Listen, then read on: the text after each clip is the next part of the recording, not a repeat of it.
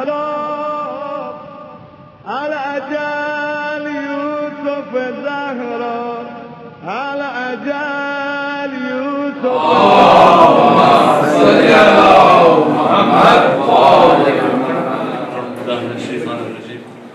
بسم الله الرحمن الرحيم. الحمد لله رب العالمين وصلى الله على سيدنا محمد وآله الطاهرين. اللهم صل على محمد وآل محمد. People don't know how much of an effect this has on the person up here. They do salawat.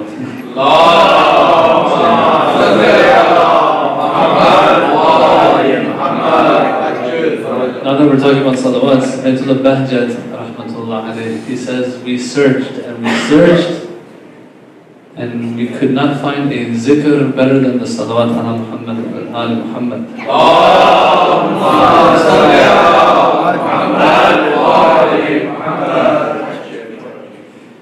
Okay, having put behind, alhamdulillah, that introduction that we had these past couple days, which as I said before, usually the points that I want to make are made in that introduction. Having putting that behind us, now we're going to relax a little bit. And we're just going to work on these verses of the Quran that have been chosen. The surah that we've chosen for this majlis, inshallah, this blessed majlis full of nur, because it is full of Quran, is going to be Surah Al-Mudatthir. Surah Al-Mudatthir is Surah 73 of the Quran. It's not a very long surah, inshallah. If Allah gives us tawfiq, we're going to finish the surah. There's lots of interesting and beneficial points that we can take from this surah and the tafsir of the surah. Starting off, we're going to talk a little bit about the number of the surah. Which surah is this when it comes to its chronological order? Surah Al-Mudatthir, one of the reasons I've chosen it is because it has to do with the advent and the very, very beginning of Islam. Right in the beginning. There's a difference of opinion. Some say after Surah Al-Alaq, Iqra bismi rabbika alladhi khalaq, those first 5 verses that were revealed in the beginning of the prophethood of our prophet. After that, some people say Mudatthir is the surah that came after. Some say no, Muzammil, Surah Al-Muzammil, which is Surah 72, is what came after Surah Al-Alaq. Right here from the start, our great ulama, like Allama Tabatabai or Shaykh Mutahari and the likes of them, they tell us that there's a clue that will help us understand if this surah was revealed first or Surah Muzammil was revealed first. Pay attention. Surah Al-Alaq, we all know that is the first surah that was revealed. Read, Iqra, we know this. Okay. But when it comes to Surah Al-Mudatthir and Surah Al-Muzammil, we're not sure which one was first. One of the clues that has been presented that will, in a way, determine which of these two was revealed first of these surahs is the following. Mudatthir means the one who's wrapped in a cloak. Ya ayyuhal mudatthir. Oh, the one who is wrapped in a cloak. The story is about the Prophet when he's coming down from the mountain of where the revelation came to him first. That cave of Hira that some of you have probably visited. Inshallah, Allah gives us the tawfiq for that. That the Prophet came down and he asked for a cloak. I'll get into the details of that later. This means it's the beginning of his prophethood. Muzammil, which Surah Al-Muzammil starts with, Ya ayyuhal muzammil, is a different word than Mudatthir. So we have 2 verses that are very similar. 2 surahs that start out very similarly. Muzammil means that person who also is like wrapped in clothing and has wrapped himself for sleep. There, the Mufassirin say, and history says, that the Prophet had come home after a long day of doing tabligh to the people, calling the people to Allah. It wasn't easy. They're mocking him. It's the beginning of his prophethood. It's hard on him. They're giving him trouble, threatening him, and so on, what have you. The fact that He has been calling the people to Allah, and now he has come home tired, exhausted. I don't want to say broken, because nothing can break our Prophet. But he has been hurt. This shows that he has been preaching for a while. At least one day. At least. But it's been more apparently. On the other hand, Mudatthir, the one who wrapped himself in cloak, and the story behind it I'll get to, has to do with when he just had received revelation for the first time. This itself is a clue that Surah Al-Mudatthir, although it is Surah 73 in the Quran, and Muzammil is 72, this is a clue that this Surah Al-Mudatthir came before Surah Al-Muzammil. Because it's addressing the Prophet. He's tired because he's coming down from that mountain. He has received revelation for the first time. He's been under a lot of pressure. The angel comes and says, get back up again. Get up. Go and do what you have to do. It's the beginning. Muzammil, on the other hand, is talking about the Prophet when he has already started his mission and call unto Allah. This itself is a huge clue that Surah Al-Mudatthir came before Surah Al-Muzammil.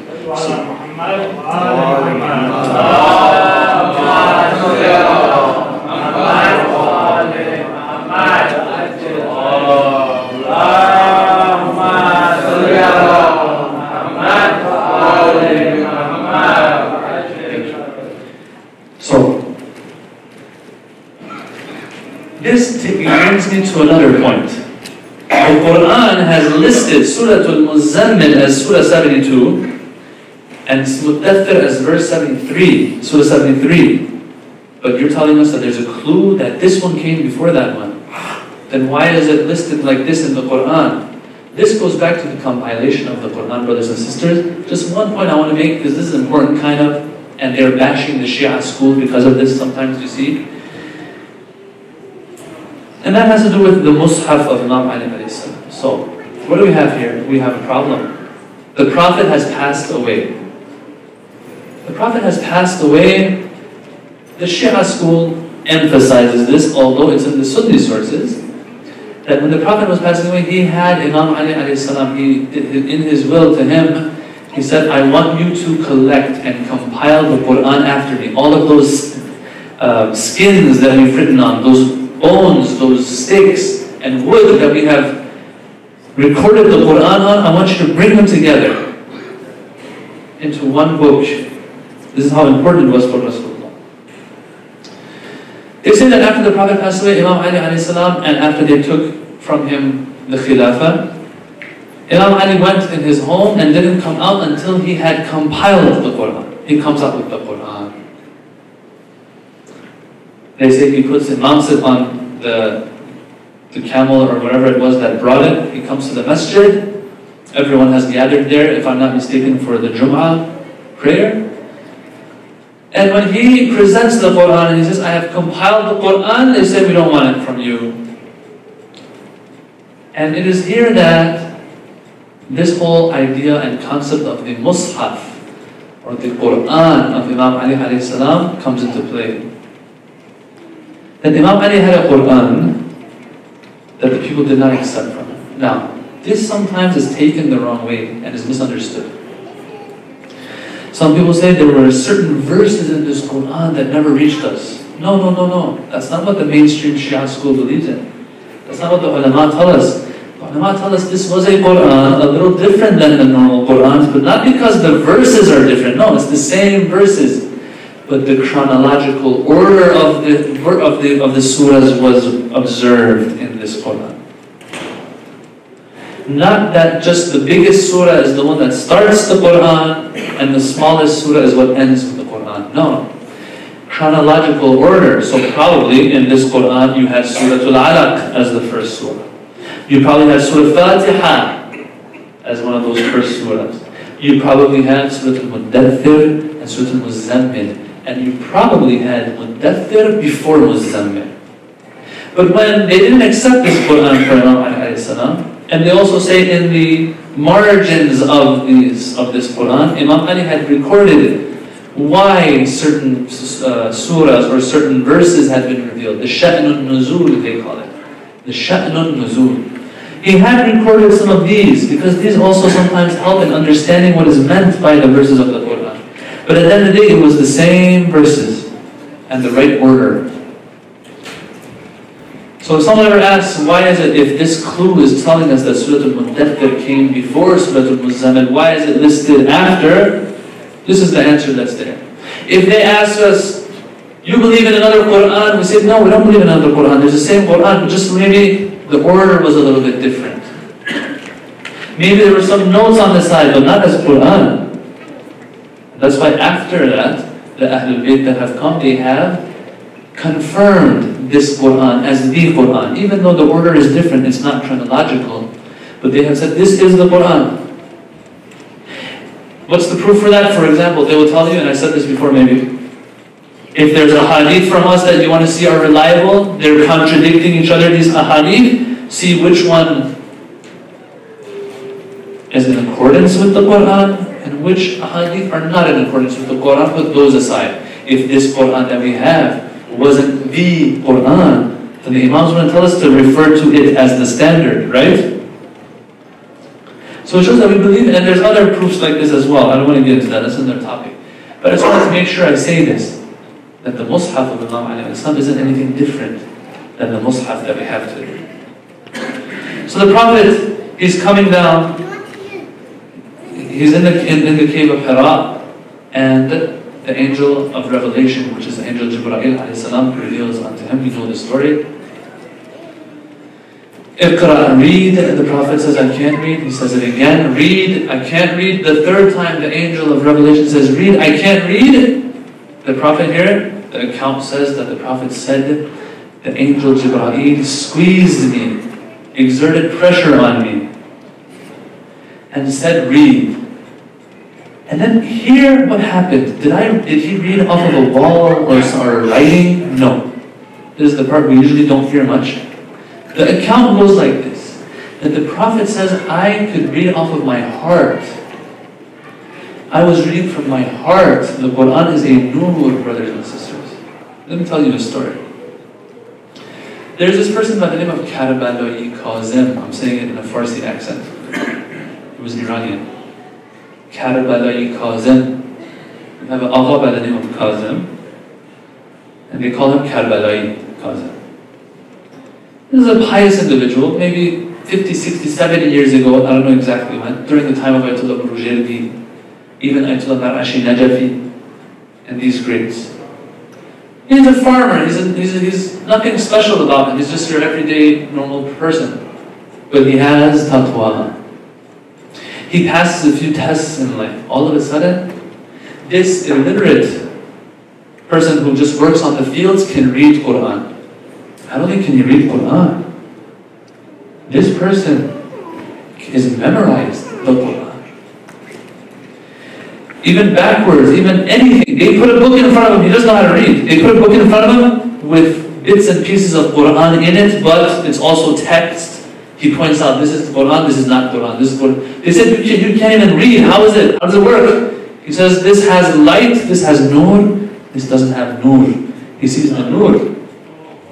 Now this is, I usually tell stories that I'm 150% sure that this man made a lot of noise back then. He came, they brought him to home, they tested him. I think, if I remember correctly, they took him to other countries even, and they tested him.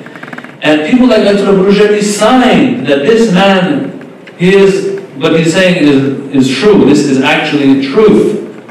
That he has gone under, he has had this experience and he can tell the Quran. He's memorized the Quran. He just woke up one day, brothers and sisters, he fell asleep and one of these Imamzadehs, I don't know if you're familiar with this concept of Imamzadeh. There's a little haram that was in his village of one of the descendants of the Ahlul Bayt. He had taken care of business with Allah, he had taqwa, he passed his test. One night he falls asleep in that Imamzadeh. In the morning when he wakes up, it's over. This is the person he is now. He is like a walking Quran, as if. To the extent that they bring him to Ayatollah Marashi Najafi, Ayatollah Burujerdi, lots of ulama saw him back then. Problem is we don't have the media to get this out to the people. This is big stuff. How it was recorded, where those letters are, all of that, we don't know where it is. It's unfortunate, but anyway. The Prophet said, I was reading off of my heart. Here once again we have to talk about something very important that causes problems for us believers in the imamate of the Ahlul Bayt, is the fact that the Prophet reading, okay? The Prophet wouldn't read. The Prophet wouldn't write. So here when it says, I was reading, we say it's from his heart and it's something special that has to do with nur. If the Prophet was able to read, that would cause problems. Why? Because the fact that the Prophet never took a pen in his hand, never read, never any of this, that itself is the miracle. It's very important. But I want to talk about something here, how we word this. In the Quran, Surah A'raf, verse 157, we have الَّذِينَ يَتَّبِعُونَ النَّبِيَّ الْأُمِّيِّ. Those who follow the Ummi Prophet. We've heard this concept before, we've heard this word before. The Ummi Prophet. Which there's different interpretations for this, but they all in practice, they give us one result, that the Prophet was, they say, illiterate. Illiterate, they sometimes use in the translations. But we also have another translation, the unschooled prophet. Okay, this goes back to that point I was making. Is translation enough? Is translation not enough? Sometimes we run into a theological problem with certain translations. Which one of these two am I supposed to use? Does it make a difference even? Illiterate means there's a lack of knowledge. There's a lack of knowledge of reading and writing. This is kind of funny. This is a kind of a joke, actually. Because especially the Shia school of thought believes that the A'imma of the Prophets and the A'imma of Ahlul Bayt, the highest of both of these categories being the Prophet of Islam sallallahu alaihi wasallam,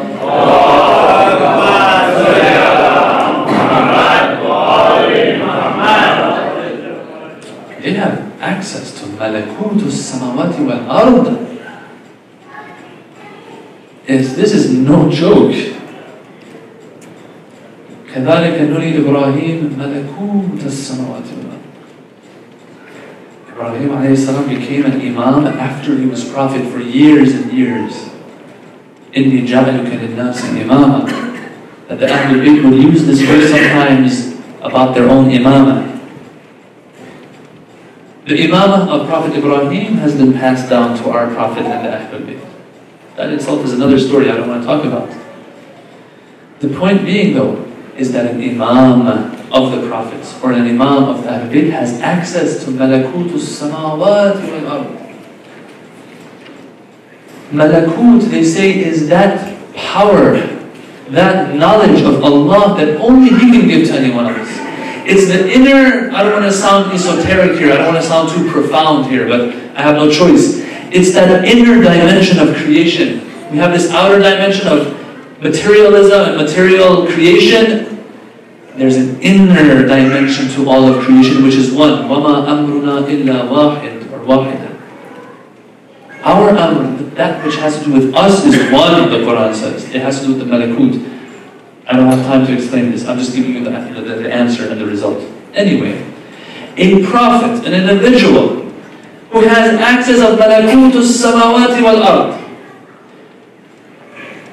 Knowledge of the unseen has to do with malakutu samawati wal ard. Okay, I'm not translating this term on purpose. He doesn't have knowledge of reading and writing? Come on. He can have knowledge, we have a hadith that if they want, they have knowledge of whatever they want to have. The Ahlul Bayt even, let alone the Prophet. He has this much access to everything, but then he doesn't know how to read or write. Illiterate? That sounds like a joke. Yes, this doesn't read with our theology. That's why we're going to go to another word. Unschooled is better. That means he didn't go to school. He didn't hold a pen. He never read anything. Does that mean he can't read? If you say yes, then It'll be a joke. He has access to Malakut al-Samawat wal-Ard. Are you kidding me? Maybe, in those final moments when he was about to pass away, the Prophet, when he said, bring me a pen and paper so I write something, maybe there he was going to do it himself. I don't know. أَكْتُبْ لَكُمْ. But even that is unlikely, because if he was ever to write anything or read anything, people will say, oh, he knew this from before, so the Quran is not a miracle. And this is what the Quran points out. Surah Al-Ankabut, verse 48. It says, you did not, it's addressing the Prophet, you did not used to recite any scripture before it, the Quran. Nor did you write it with your right hand. You didn't write it. For then the falsifiers would have been skeptical. The ones who are looking for an excuse would find an excuse. Oh, he got it. He's a good poet. He's a good poet, they would say. They would say, and that's why they can't say this to him now, because they would say it, but no one would listen to them. He's never been to school. This is a miracle itself. No one has taught him anything.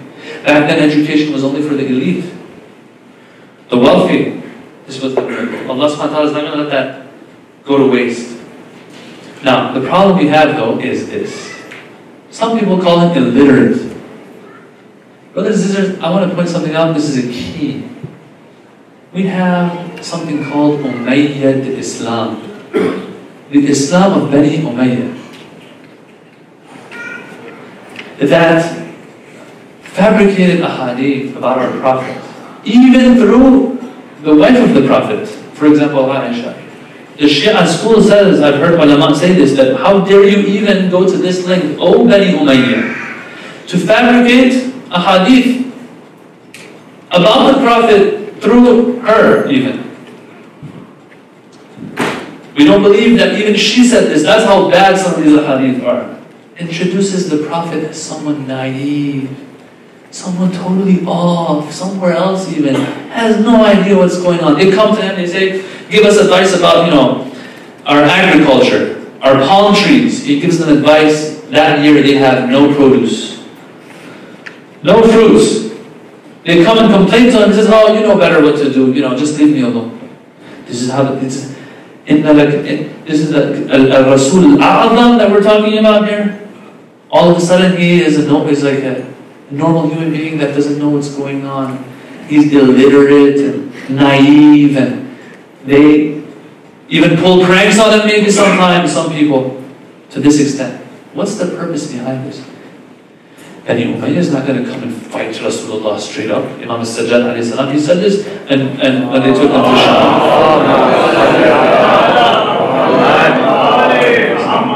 when they took the Ahlul Bayt from Karbala to Sham, Imam al-Sajjad said, listen, who's victorious here? Me or you? Whose grandfather are they saying in the Adhan? Still, Bani Umayyah can't fight. Ahlul Bayt can't fight the Prophet. What do? They will falsify, distort, water down things. This Prophet, yes, when he was receiving revelation, he knew what he was doing, he knew what he was talking about. But other than that, he's a normal person, makes mistakes, can care less about what you're doing. This culture. If he says, Man kuntum Allah, and so on. They actually benefited a lot, Bani Umayyah, from this image of the Prophet. That's what they had. We have to be careful. Our Prophet is very high. We're not going to translate it like this. He was illiterate. No, he was unschooled. Recite this.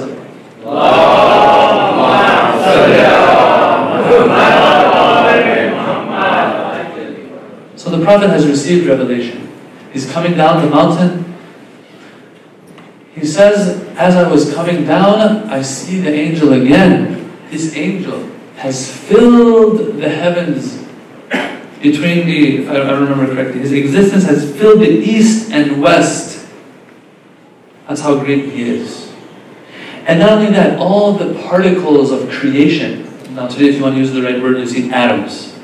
Okay, the atoms of creation are saying salam to me as I'm coming down from the mountain. This is an illiterate person The whole entire universe is saying salam to him. What does it mean that the angel is filling the east and the west? Once again, there's a hadith I saw a long time ago, if I remember correctly, that we have angels that from one side of their eye to the other side of its eye takes 70,000 years to travel. And 70,000 here might not necessarily mean 70,000. It might be symbolic of, infinity. That's how great angels are. We think angels, and this is one of the bad effects of cartoons, are these beings that, are our size, but they just have wings and they're white. Right? And when we think that the angel came to the Prophet, what does that mean exactly? We think that someone like a human being came to him, spoke to him, squeezed him. It's more than that. Angels are something else. And that's why when they asked the Imams, how is it that the angel of death takes the life of one person here, and another person somewhere else, a third person somewhere else, and so on at the same time? That's impossible. It was interesting how they were saying this. They even had this conception that the angels are people like our size, although there were no cartoons back then. So they even had this misunderstanding. So they asked the Imams say that the angel, the globe, the earth in his hand is like a coin. He flips it over any way he likes, the whole entire earth. It can't take 2 to 3 people's lives at the same time. And now that I said that, I remember something else. We were in Karbala, and one of these great ulama that is, very spiritual. We liked being around him. He was talking about the same thing about Imam Hussein alayhi salam. He said that Imam Hussein, all these people are calling him, and for him, the globe, the earth, or the universe even maybe, I don't know, is in the palm of his hand. He's seeing all of us at the same time. The person who becomes one with Allah, this is how when you become one with Allah, Allah gives you many, many things. So angels, this is what they are. We sometimes misunderstand, and that causes us to not think highly of them. Angels are very, very high beings of Allah, and they serve Allah. Anyway, let's move on. He comes down to Khadija alayhi salam, Dathirini. The Prophet has received revelation for the first time. Very tired, exhausted. They say the Prophet would become severely heavy when revelation would come down onto him. He would sweat. That's how heavy revelation is. This would happen. This is the first time it's happening. He hasn't experienced this before. Dathirini. So where does Ya ayyuhal Mudatthir come from? From here. Cover me in a cloak, Ya Khadija. Cover me in a cloak. So he's wrapped in a cloak now. Those people who say, what is their need for Ahlul Bayt? What is their need for Imam? What is their need for an Imam that's a prophet? This is exactly why, brothers and sisters. And I said this the other day. That you see, even the Prophet is under pressure when he's receiving revelation. It's as if he's enduring something. You think that Allah can straight up, directly, without any mediums or media, interfere and intervene in this world? And I'm sorry, there has to be angels involved, but in the end there has to be somebody on this planet that it's going to run through. The Prophet even is hardly bearing it. Alright, so then the Prophet says that now he's covered. He is a Mudatthir. The angel comes again. Ya ayyuhal Mudatthir. Qum fa'andir. O person who is wrapped in the cloak, we know why. We know you're under pressure, but there's no time to spare. Qum, get up. Fa'andir. Warn. They say the Prophet, when he became Prophet, and they were talking about sleep and how he doesn't sleep much and stuff like that. He said, لَقَدْ مَضَى وَقْتُ النَّوْمِ. The time for sleep is over. The mission has begun. Isn't that a wake-up call for us? Each of us has a responsibility to fulfill. We don't have extra time, brothers and sisters. We have to study hard in school. Why? To make a halal living in the future. Well, why do I have to study good? I'll just work as a cashier. That's not all you have to do. It's not just supporting yourself, you have to support a family. Okay, I'll study well. No, no, no. I'm talking about the extended family, his family. I have to work hard so that I can support this family through my knowledge, through my wealth, through anything I can. We don't have time anymore. You have to either be studying, working, spending time with family, or learning about the deen. I can't think of anything else. Yes, we will also have fun, we will also have rest, we will have recreation. Why? So we can get back up, be refreshed and ready and do what we have to do. That's all. Do we have extra time? I don't think we have extra time. لَقَدْ مَضَى وَقْتُنَّا. The time for sleep is gone. قُمْ فَأَنذِرْ. Warn. Alright.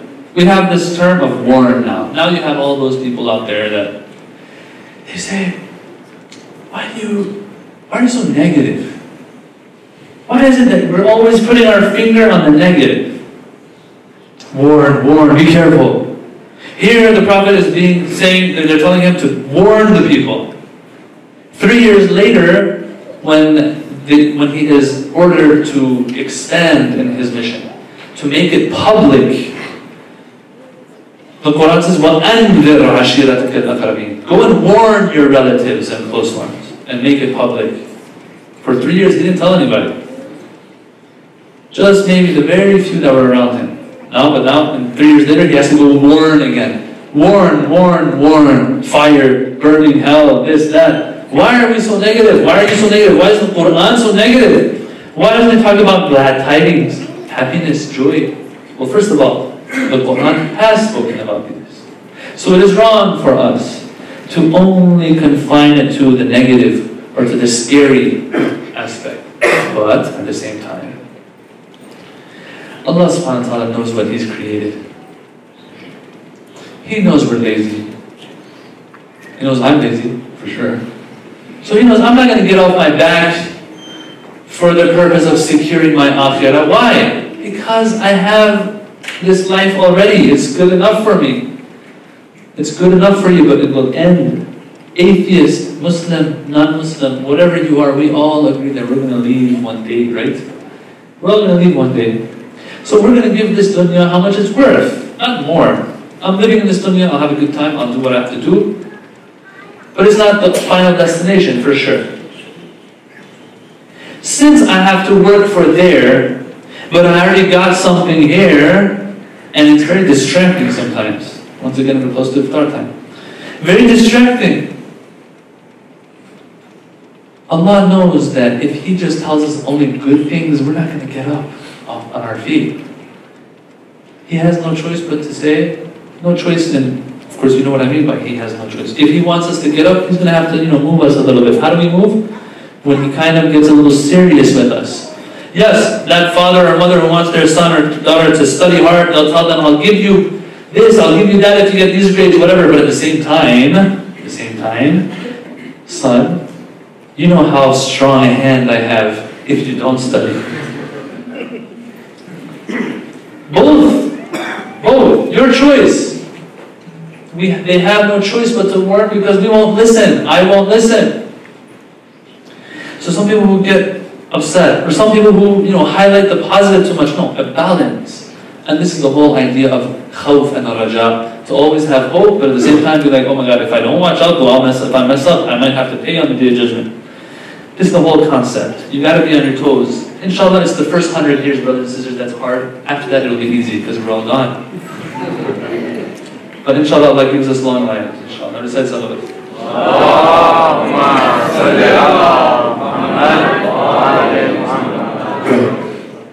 That's why I love this story, and I always say it, I benefit from it myself. That Allama Tabatabai, well, he had a very, his soul was like a flower petal, that if you're not careful, or like a butterfly wing, where if you're not careful, you can easily damage it. That's how soft this man was. You see, in his dars, when he was teaching, this is a very famous story, and I've said it here and there. He's teaching his dars, his students say all of a sudden he would go into this silent mode. And he would go into this deep thought. What happened? After a little bit, he would, as if wake up again, he'd be like, brothers, we have eternity before us. It's over. Now that we're here, we're going to be forever. We will exist forever. They're going to move us here and there. We're here forever. We have nothing more important to do than khudsazi, to build ourselves, build our akhirah. But Allah sees that if He doesn't warn us, we're not going to move. قُمْ فَأَنذِرْ وَرَبَّكَ فَكَبِّرْ. Glorify your Lord. Glorify your Lord.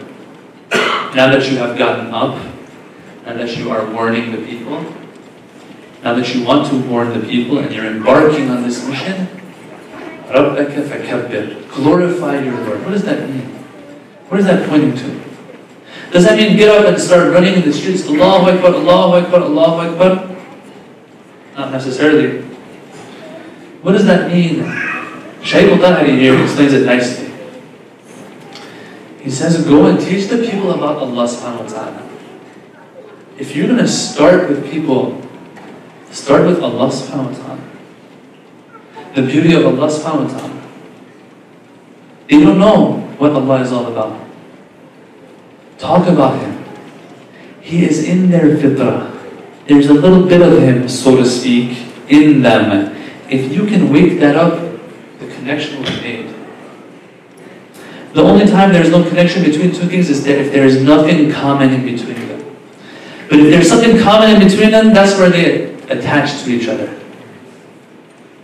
Allah has given a little bit of a magical sprinkle in all of us when He was creating us. A magical dust, let's call it, that He took from Himself, let's call it. This is all metaphorical. This didn't really happen. Allah didn't pinch a piece of Himself and sprinkle. I'm just being metaphorical. There's a common denominator between all of us and Allah subhanahu wa ta'ala. The Anbiya, they came just to wake that part up that has been covered in soil and dirt of our nafs. If you wake that up, you don't have to do anything else. That's why Prophet Musa alayhi salam, he was very confident. He came to Fir'aun, what did he say? He comes to Fir'aun, knock knock, yes, I'm Musa. What do you have to say? I'm here to talk to you about your Lord. He's like, what do you say? I thought I was the Lord. Prophet Musa says, don't worry, I got this. You say the salawat, please?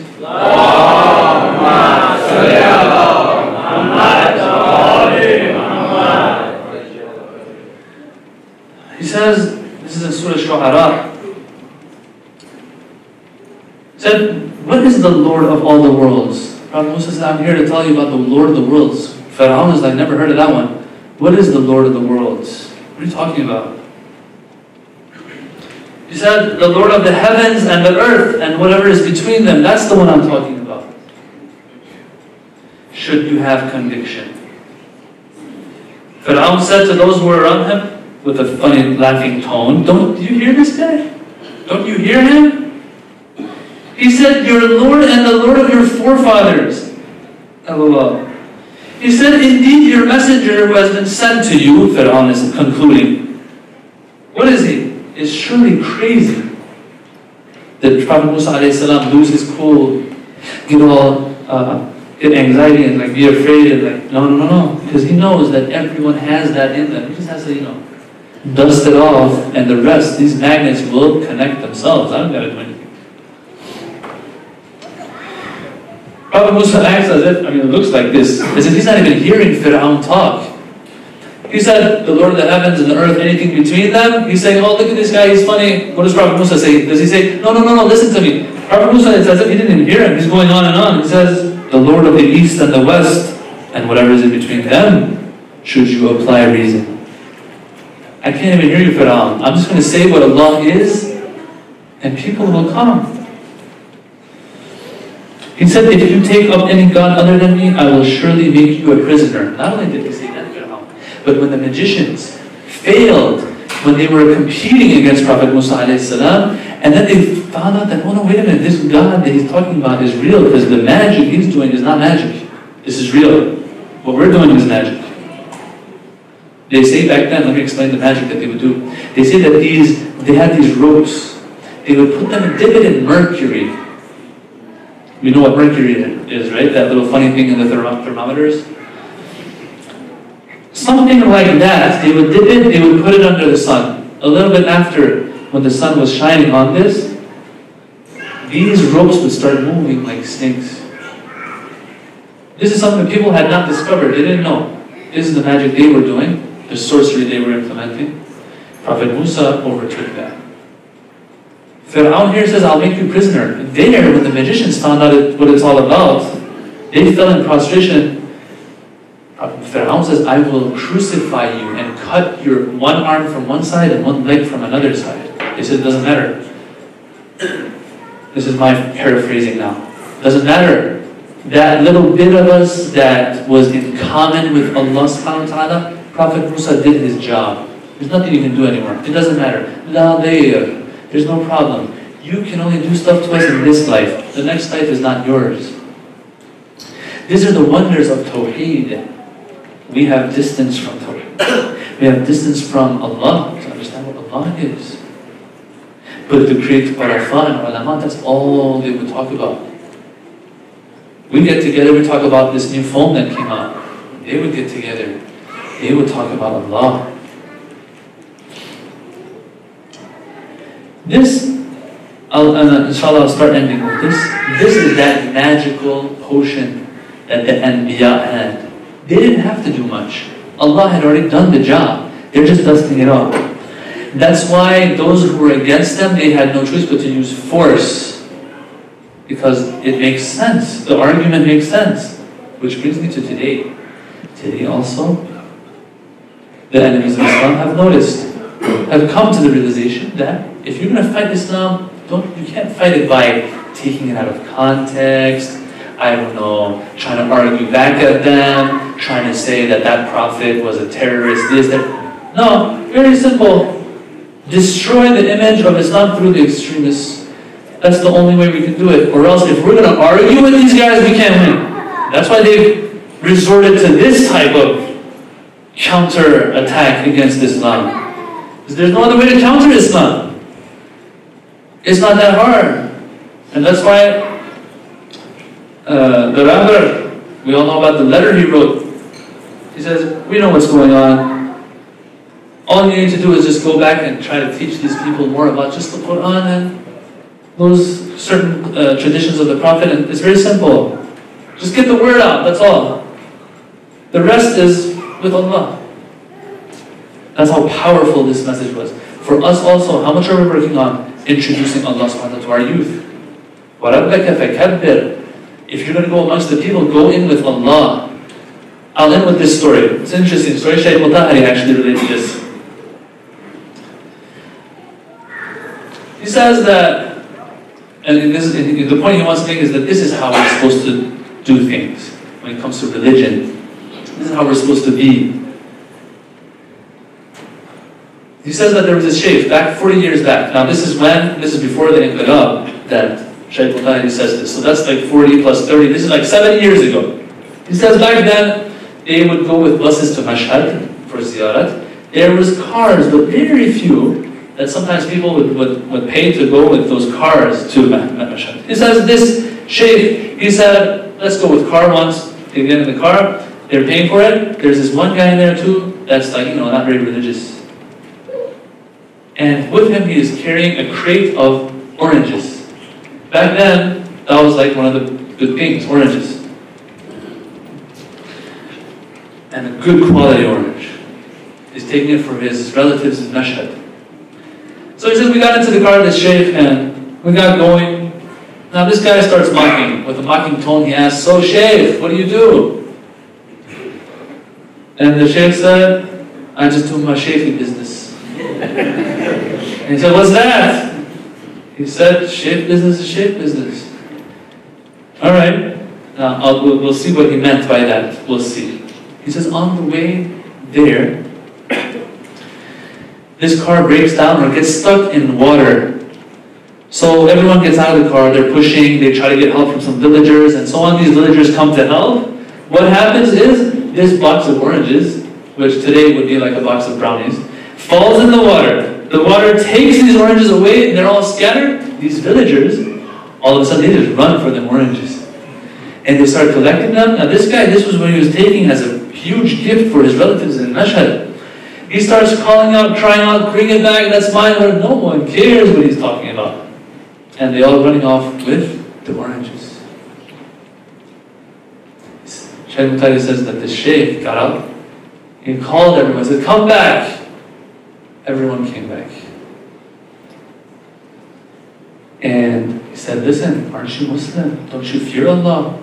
Don't you know that the wealth of others is not for you to take? Few of these basic things, but this man for sure was a man of action himself. That this settled and set in the hearts of those villagers. So they all came, they put it back in the crate, they probably even, put a ribbon around it and they give it to him.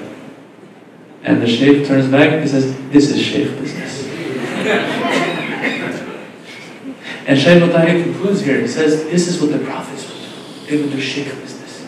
Connecting with the heart of the people. To do that, we have to be acting ourselves. And we have to get things straight, that those basic things are the most important things. And work on those more. Tawheed. Allah subhanahu wa ta'ala. Inshallah, Allah gives us the tawfiq. To learn, inshallah, and to act so that we can also have an effect on ourselves first, and our relatives, and the greater community and the greater family that we have, inshallah. Alhamdulillah.